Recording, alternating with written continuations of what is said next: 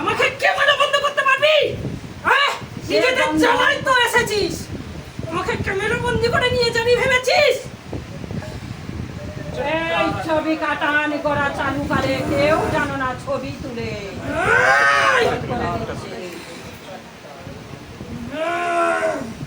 এর মধ্যে একজন আছে, এর মধ্যে একজন এসেছে বন্দি করার জন্য। সতর্ক হ বেটা, তোর ক্যামেরা ফাটিয়ে দেবো রে বেটা। কি করবি তুই? আছে এর মধ্যে একজন।